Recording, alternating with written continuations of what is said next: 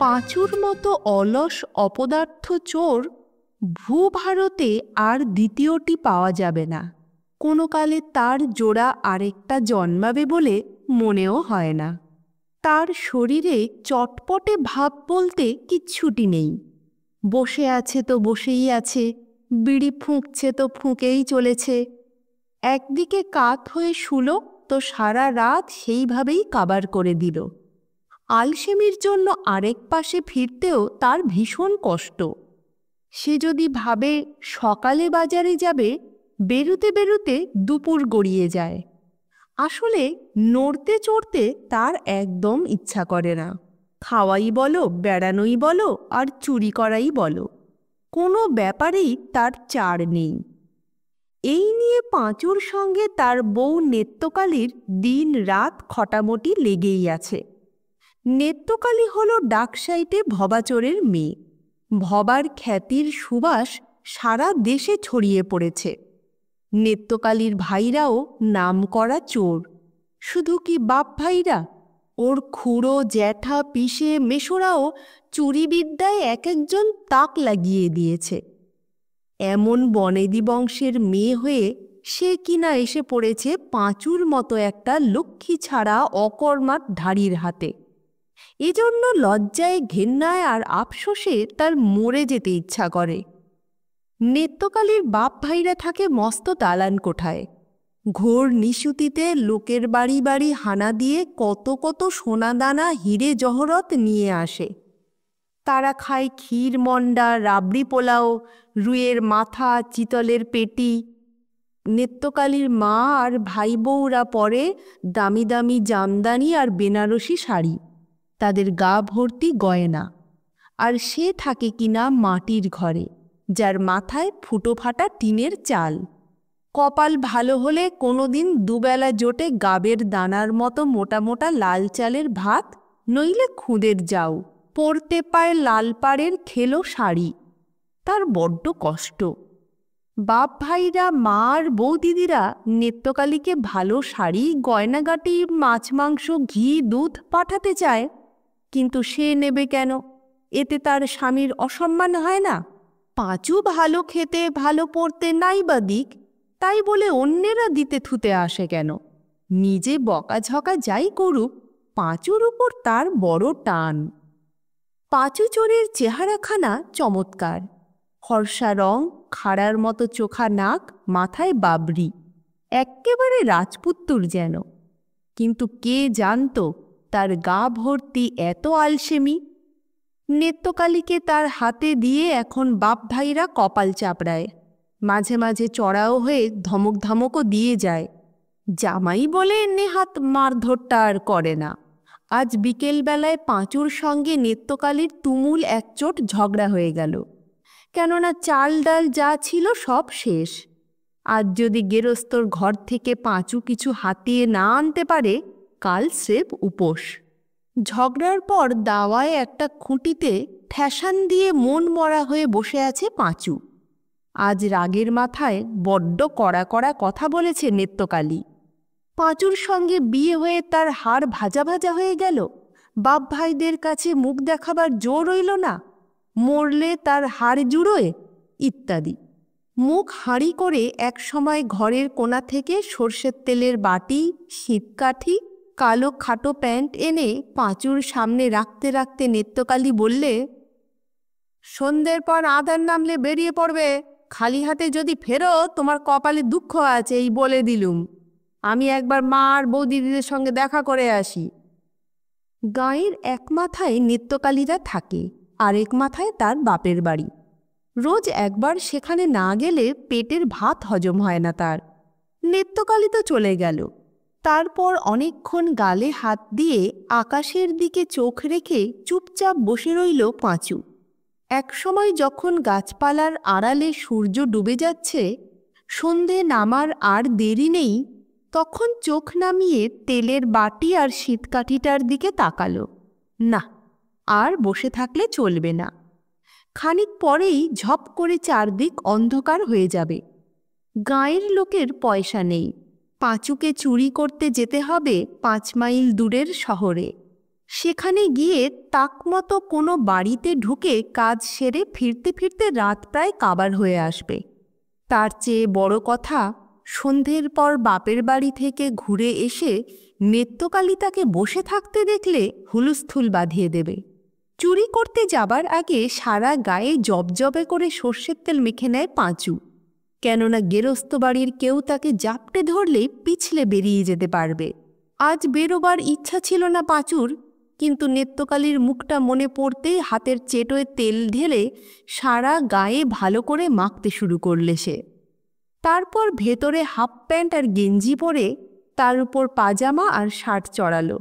গেরস্তর বাড়িতে ঢোকার আগে পাজামা আর শার্ট কোথাও খুলে রাখবে, কেননা গায়ে জামা কাপড়ের বোঝা থাকলে হঠাৎ কেউ তাকে তাড়া দিলে পালাতে অসুবিধা হয়। এবার শীতকাঠিটা একটা টুকরো ময়লা কাপড়ে পেঁচিয়ে বেরিয়ে পড়ল পাঁচু। শহরে যখন সে এসে পৌঁছল বেশ রাত হয়ে গেছে। এ রাস্তায় ও রাস্তায় অনেকগুলো বাড়ির সামনে গিয়ে উঁকি ঝুঁকি মারল, কিন্তু ভেতরে আলো জ্বলছে, লোকজনের কথা শোনা যাচ্ছে, তার মানে সবাই জেগে আছে। গেরস্তরা ঘুমিয়ে না পড়লে তো আর বাড়িতে ঢোকা যায় না।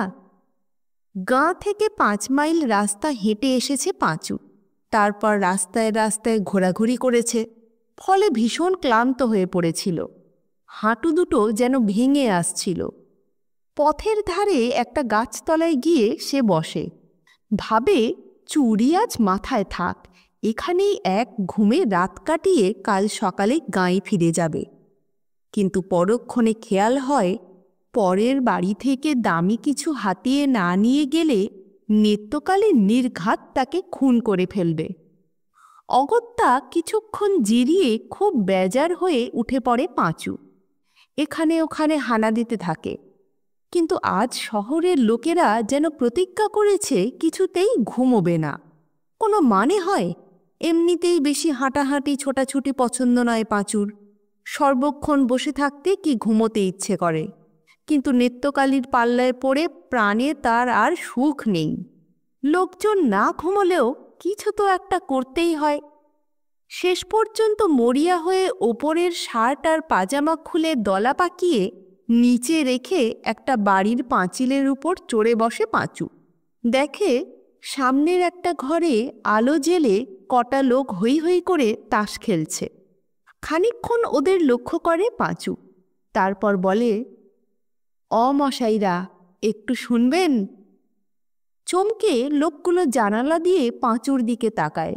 তারপর একসঙ্গে সবাই বলে, এই কে রে, কে? আমি পাঁচু বলছি, আর কতক্ষণ আপনারা তাস খেলবেন? একটা সন্ডা মতো লোক, মাথায় বাবরি চুল, বলে, সে কৈফিয়ত কি তোকে দিতে হবে? পাঁচু তাড়াতাড়ি জিভ কেটে বলে, একে না, কথাটা হলো বেশি রাত জাগবে নেই, শরীর খারাপ হয়। তো তুই যে জেগে আছিস? আমার যে বেশি রাতেই কাজ। নিন নিন, এবার শুয়ে পড়ুন, আপনারা না ঘুমোলে কাজটা যে শুরু করতে পারছি না। ওরে হারামজাদা, বুঝেছি, তার মানে তুই চোর। এই, কে কোথায় আছিস? ধরতে বেটাকে, মজা তোমাকে টের পাওয়াচ্ছি। বলতে বলতে লোকগুলো লাফিয়ে উঠে পড়ে। ওরা ধরতে পারলে একখানা হাড়ও যে আর আস্ত থাকবে না, সেটা বোঝবার মতো বুদ্ধি পাঁচুর আছে। প্রাণের ভয়ে কোনো রকমে পাঁচিল থেকে হাঁচড় পাঁচড় করে নেমে পাজামা শার্ট কুড়িয়ে নিয়ে ঊর্ধ্বশ্বাসে দৌড় লাগায় সে। সামনের মোড় ঘুরে একটা টিনের চালওয়ালা বাড়ির পেছনে লুকিয়ে থাকে। তাস খেলোয়াড়রা অনেক খোঁজাখুঁজি করেও তার হদিশ না পেয়ে ফিরে যায়। না, আজকের দিনটাই খারাপ। অনেকক্ষণ পর আড়াল থেকে বেরিয়ে এসে ঘোরাঘুরি করতে করতে আচমকা পাঁচুর চোখে পড়ে একটা তেতলা বাড়ি, একেবারে অন্ধকার। ভেতরে আলো টালো জ্বলছে না, কোনো সাড়া শব্দ নেই। তার মানে সবাই ঘুমিয়ে পড়েছে। বাড়িটার সামনে কিছুক্ষণ নিঃশব্দে দাঁড়িয়ে থাকে পাঁচু। ভেতরে ঢুকলে বিপদে পড়ে যাবে কিনা বুঝতে চেষ্টা করে। যখন মনে হয় সেরকম ভয় নেই, তখন লোহার উঁচু গেট পেরিয়ে ওধারে নেমে পড়ে। তারপর বেড়ালের মতো গুঁড়ি মেরে এগিয়ে যায়। বৃষ্টির জল বেরোবার যে মোটা পাইপ উপরে উঠে গেছে সেটা বাইতে বাইতে দোতলায় এসে দেখা গেল একটা জানালা খোলা রয়েছে। আর কি আশ্চর্য, সেটার গরাত নেই। আনন্দে বুকের ভেতরটা নাচতে লাগলো পাঁচুর। চোরেদের দেবতা বাবা তস্করেশ্বর এতক্ষণে তাহলে মুখ তুলে চেয়েছেন। সরাত করে পাঁচু খোলা জানালা গলে ভেতরে ঢুকে একটা দেওয়ালে গা ঠেকিয়ে দাঁড়িয়ে থাকে। চারপাশের জমাট অন্ধকার চোখে সয়ে এলে দেখতে পায় মাঝখানে বিরাট বারান্দার মতো একটা জায়গা ঘিরে 4-5খানা ঘর। প্রতিটি ঘরের দরজা ভেতর থেকে বন্ধ। বারান্দায় রয়েছে অনেকগুলো কাঠের আর কাচের আলমারি। এক দেওয়ালে প্রকাণ্ড দামি ঘড়ি। তাড়াহুড়োর কিচ্ছু নেই, এ বাড়ির লোকেরা নিশ্চয়ই বেশিক্ষণ আগে শোয়নি। ঘুমটা আরেকটু গাঢ় হোক, তার নিজেরও ধকল কম হয়নি। খানিকক্ষণ হাত পা ছড়িয়ে জিরিয়ে তারপরে কাজ শুরু করা যাবে। আস্তে আস্তে বসে দেওয়ালে হেলান দেয় পাঁচু। সঙ্গে সঙ্গে দু চোখ ঘুমে জড়িয়ে আসে। কতক্ষণ কেটে গেছে হুঁশ ছিল না। দেওয়াল ঘড়িতে ঘ্যান ঘ্যানে আওয়াজ করে 2টো বাজলে ঘুম ছুটে যায় পাঁচুর। চোখ রগড়ে উঠে দাঁড়ায় সে। না, আর দেরি করা ঠিক হবে না। এখানে 2 দেওয়াল ঘেঁষে সব শুদ্ধ 4টে আলমারি, 2টো কাঠের আর 2টো কাচের। পায়ে পায়ে সেদিকে চলে যায় পাঁচু। আলমারিগুলোর গায়ে তালা নেই, টানতেই পাল্লা খুলে যায়। কোনোটার ভেতর লেপ কাঁথা কম্বল, কোনোটায় থাক থাক জামা কাপড়। হাত দিয়ে বোঝা গেল ওগুলো পুরনো। একটা কাচের আলমারি বোঝাই কাচের আর চীনামাটির বাসন। আরেকটা কাচের আলমারিতে শুধু তামা, কাঁসার বাটি, গেলাস, থালা এইসব। লেপ কাঁথা আর পুরনো কাপড় চোপড় ঘাড়ে করে নিয়ে যাবার কোনো মানে হয় না, ওগুলো কেউ কিনবে না। তামা কাঁসার জিনিসগুলো দামি, আর দামি হলো দেওয়াল ঘড়িটা। পাঁচু মনে মনে ঠিক করল বেশি লোভে কাজ নেই। ঘড়ি আর তামা কাঁসার কিছু বাসন নিয়ে সে সরে পড়বে। বাসনগুলো বাঁধার জন্য 2টো কাপড় বার করে পাঁচু। এক কোণে একটা উঁচু টুল ছিল, সেটা টেনে এনে ঘড়িটা নামায়।